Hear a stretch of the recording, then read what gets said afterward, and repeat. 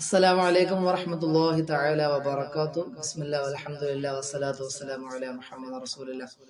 അല്ലാഹു സുബ്ഹാനഹു വ തആല നമ്മുടെ ഹലാലായ എല്ലാ മുറാദുകളും ഹാസിലാക്കി തരട്ടെ. പരിശുദ്ധമായ റജബ് മാസം നമ്മളിലേക്ക് സമാഗതമായിരിക്കുകയാണ്. അല്ലാഹു റബ്ബുൽ ഇസ്സത്തിന്റെ അളവറ്റ അനുഗ്രഹങ്ങൾ കൊണ്ട് പരിശുദ്ധമായ റജബ് മാസം അതിലേക്ക് എത്തിപ്പെടുക എന്ന് പറഞ്ഞാൽ വല്ലാത്ത അനുഗ്രഹം തന്നെയാണ്. അൽഹംദുലില്ലാഹ്. ഈ പരിശുദ്ധമായ ഈ അനുഗ്രഹിക്കപ്പെട്ട മാസങ്ങൾ നമ്മളിലേക്ക് കടന്നു വരുമ്പോൾ നമുക്ക് നന്നാവാനുള്ള അവസരങ്ങൾ കൂടിയാണ്. റജബ്, ഷഅബാൻ, റമദാൻ എന്നൊക്കെ പറഞ്ഞ് അതിങ്ങനെ വന്നുകൊണ്ടേയിരിക്കും. അവിടെ ഓരോ വർഷവും കഴിഞ്ഞു കടക്കുമ്പോൾ നമുക്ക് എന്തൊക്കെ കാര്യങ്ങൾ ചെയ്യാൻ കഴിഞ്ഞു, എന്തൊക്കെ നന്മകളിൽ മുന്നേറാൻ കഴിഞ്ഞു, അതിലാണ് ശരിക്കും കാര്യമുള്ളത്. അള്ളാഹു നന്മകളിൽ മുന്നേറാനുള്ള ഒരു സൗഭാഗ്യം നമുക്ക് നൽകി അനുഗ്രഹിക്കുമാറാകട്ടെ. പ്രിയപ്പെട്ട സഹോദരങ്ങളെ, അള്ളാഹുവിന്റെ അളവറ്റമായ അനുഗ്രഹങ്ങൾ ഒരുപാടുണ്ട്. ഈ അനുഗ്രഹങ്ങൾ എന്ന് പറഞ്ഞാൽ നമുക്ക് ജീവിതത്തിൽ നിത്യമായി കിട്ടണം. അതിനുവേണ്ടി നമ്മൾ എപ്പോഴും ദുആ ചെയ്യണം. അള്ളാഹുവിന്റെ ഹബീബായ നബി സല്ലല്ലാഹു അലൈഹി വസല്ലം തങ്ങൾ പറയാം, ഒരു മനുഷ്യന്റെ ജീവിതത്തിലെ സമാധാനം എന്ന് പറഞ്ഞാൽ, സന്തോഷം എന്ന് പറഞ്ഞാൽ ഒരുപാട് സമ്പത്ത് ഉണ്ടാകലല്ല, ഒരുപാട് ആർഭാടങ്ങളും ആഘോഷങ്ങളും തന്റെ ജീവിതത്തിൽ ഉള്ളതാണ് വലിയ സന്തോഷം എന്ന് വിചാരിക്കലല്ല ഏറ്റവും നല്ലത്. അള്ളാഹുവിന്റെ ഹബീബായ നബി തങ്ങൾ അവിടുന്ന് പറയാണ്, ലൈസൽ ഗിന അൻ കസറത്തിൽ അർദ്, ഒരുപാട് ജീവിതത്തിന്റെ ഉപാധികൾ ഒരുപാട് ഉണ്ടാവുക എന്നതല്ല നമ്മുടെ ജീവിതത്തിന്റെ സന്തോഷം, ഒരു സമ്പന്നത എന്ന് പറഞ്ഞാൽ. യഥാർത്ഥത്തിൽ എന്താണ്?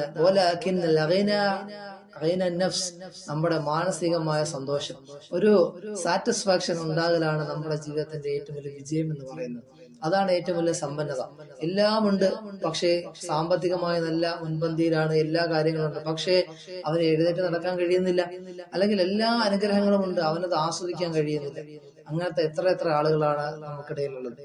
നേരെ മറിച്ച് പ്രിയപ്പെട്ട സഹോദരങ്ങളെ, ഉള്ളതിൽ തൃപ്തിപ്പെടുക എന്ന് പറഞ്ഞാൽ ഖനാഅത്ത്, അത് നമ്മുടെ ജീവിതത്തിൽ ഉണ്ടെങ്കിൽ അതിനേക്കാൾ വലിയ സമ്പത്തും സമ്പാദ്യവും ലോകത്തൊന്നുമില്ല. നമ്മളെല്ലാവരും മറ്റുള്ളവരിലേക്ക് നോക്കുകയാണ്. മറ്റുള്ളവർ എങ്ങനെയാണ്, അവരുടെ ജീവിത രീതി നല്ല ഉയർച്ചയിലാണ്, ഞാൻ ഒരുപാട് നല്ല കാര്യങ്ങൾ ചെയ്യുന്നുണ്ടല്ലോ, ഞാൻ ദീനനുസരിച്ച് ജീവിക്കുന്ന ആളാണല്ലോ, എന്നിട്ട് പോലും എന്റെ ജീവിതത്തിൽ വളരെ കുറച്ച് മാത്രമേ അനുഗ്രഹങ്ങളുള്ളൂ, വളരെ പ്രയാസങ്ങൾ ഞാൻ അനുഭവിക്കുന്നുണ്ടല്ലോ എന്നുള്ള ചിന്തകളൊക്കെ നമുക്ക് കടന്നു വരാറുണ്ട്. എല്ലാവരും മറ്റുള്ളവരിലേക്കാണ് നോക്കുക.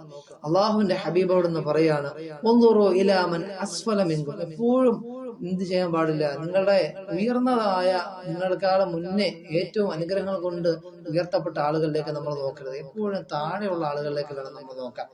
എപ്പോഴും താഴെയുള്ള, നമുക്ക് താഴെ തട്ടിലുള്ള ആളുകളിലേക്ക് നോക്കുമ്പോൾ അള്ളാഹു നമുക്ക് തന്ന അനുഗ്രഹങ്ങളുടെ വില നമുക്ക് മനസ്സിലാവും. താഴെയുള്ളവരിലേക്ക് വേണം എപ്പോഴും നോക്കാൻ. എപ്പോഴും മുകൾ ഭാഗത്തുള്ളവരിലേക്ക് നമ്മൾ നോക്കരുത്. എന്നിട്ട് നബിതങ്ങൾ പറയാണ്, ഫഹുവ അജ്ദറു അല്ലാ തസ്ദറു നിഅമത്തുല്ലാഹി അലൈക്കും, അങ്ങനെ താഴ്ഭാഗത്തുള്ളവരിലേക്ക് നമ്മൾ നോക്കിയാൽ അള്ളാഹു തന്ന അനുഗ്രഹങ്ങളെ നമ്മൾ എന്ത് ചെയ്യില്ല, നിസ്സാരമായി കാണില്ല. ഉൻദുറു ഇലാ മൻ അസ്ഫല മിൻകും, എപ്പോഴും നിങ്ങളുടെ താഴെയുള്ളവരിലേക്ക് വേണം നോക്കാം. വലാ തൻദുറു, നിങ്ങൾ നോക്കാൻ പാടില്ല, ഇലാ മൻ ഹുവ ഫൗഖകും, നിങ്ങളുടെ ആളുകളിലേക്ക് നമ്മൾ നോക്കാൻ പാടില്ല.